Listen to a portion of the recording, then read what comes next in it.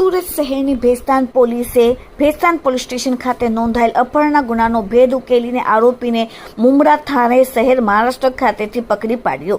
તારીખ 20/4/2026ના રોજ ફરિયાદીની 16 વર્ષની દીકરીને કોઈ અજાણ્યો ઇસમ પટાવી ફોસલાવીને ફરિયાદીના કાયદેસરના વાલી પીપળામાંથી અપહરણ કરીને લઈ ગયેલ હતું, જેનું ભેસ્તાન પોલીસ સ્ટેશનમાં ગુનો નોંધાયેલ હતો।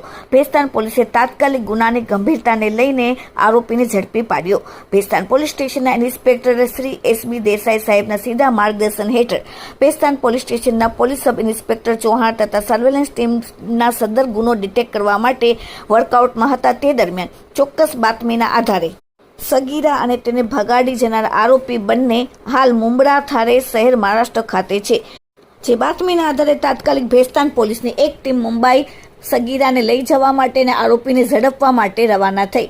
મહારાષ્ટ્ર ખાતે ટેકનિકલ વર્કઆઉટ તથા સ્થાનિક હ્યુમન સોર્સિસ અને યુક્તિની કામગીરીના આધારે મુંબ્રા પોલીસની મદદથી ભોગ બનનાર સાથે આરોપીને ઝડપી પાડવામાં આવેલ છે। પકડાયેલા આરોપીને ભેસ્તાન પોલીસ સ્ટેશન ખાતે લાવીને કાયદેસરની કાર્યવાહી કરવામાં આવેલ છે। પકડાયેલા આરોપીનું નામ છે હિતમ શાહ સાહબુદ્દીન અંસારી, ઉંમર 21, ધંધો રિક્ષા ડ્રાઇવિંગનો અને રહેવાસી સિલ ફટાદીવા રોડ, એસએમસી જીમની બાજુમાં થાણે, મહારાષ્ટ્ર।